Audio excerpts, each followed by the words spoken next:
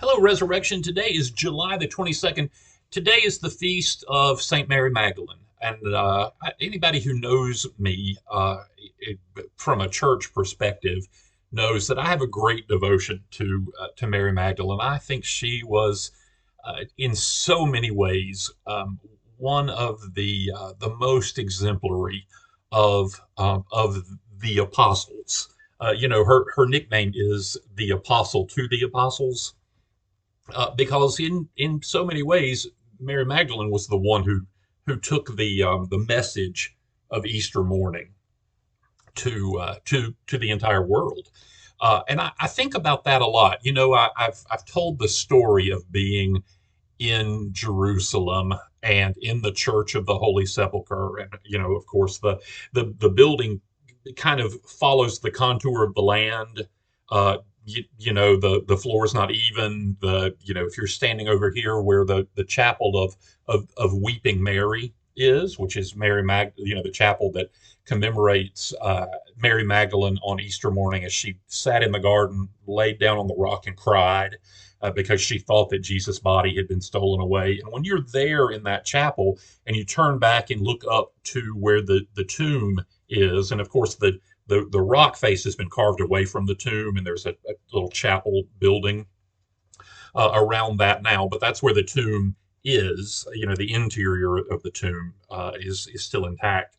And as you're over at the chapel of the Weeping Mary, you kind of look up to the to where the tomb is. The tomb is on a little bit of a hill, and the floor of the church follows that contour. And it's a very moving scene to sit there and think of what happened in that spot, to be where Mary Magdalene was as she wept on that rock, looking up at the tomb. And as you look back, the stone is not there, and that tomb is empty. Jesus is not in that tomb, and as Mary sat there and she wept, you know the story. Jesus comes to her, and she's weeping and she's looking into the sun, and she doesn't recognize that it's Jesus. She thinks he's someone else, and she says, "Please, if you know what they've done with the body of my Lord, tell me." Nobody has to know. I'll take the body away. I'll say the prayers. I'll bury him. I won't tell a soul. Just let me know where you've taken him. And then Jesus calls her out by her name, Mary. And it's in that moment that she realizes who he is, and she falls down on her feet and she worships him as the Lord. And then at that moment in the Gospel of John, she is the only person on the planet who knows that the Lord is risen. She is the only person on the planet who has seen the proof that the Lord was alive. And at that moment, she, in some respects, is the only Christian on the planet. It was her. And Jesus trusted her so much that he said, "It's you. You guard the entire secret of Christianity. You hold the entire faith of the church in your heart right now, and you're all I need." So he tells her to go back and tell the others, and she does. And she apparently did a pretty good job, considering that 1/3 of the people on this planet today are Christians. If she was the only one and she was entrusted with the entire message of the gospel, then she did all right. There are a lot of stories about, now that one is biblical, but there are a lot of other stories about Mary Magdalene too, apocryphal stories. So there's the story about the red egg at the tribunal. You all probably know that story.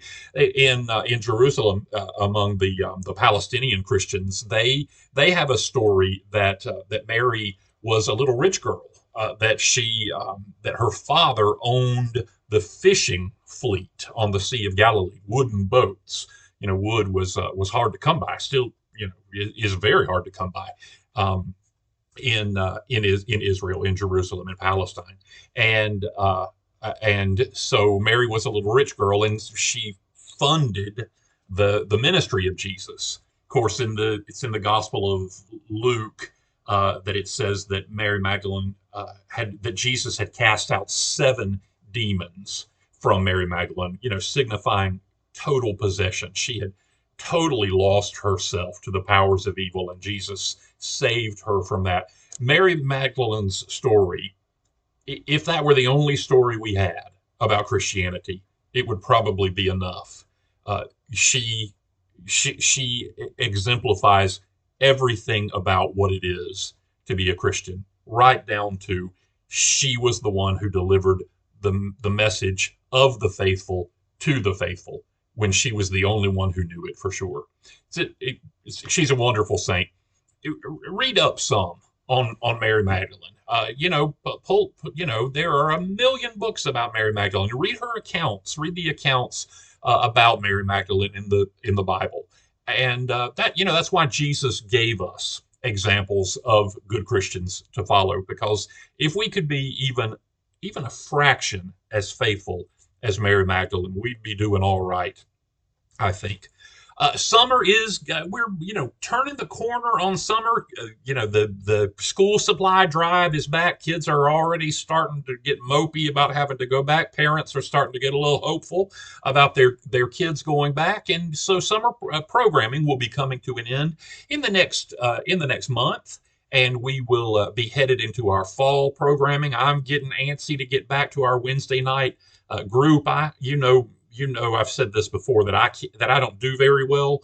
That I really start to miss that close knit Wednesday night group. It's good for me. I hope it's good for everybody, but it's good for me. And I'm starting to really get antsy about missing my Wednesday nights. So it won't be too long before we get that back on track. Youth group back on track. Kids programming back on track.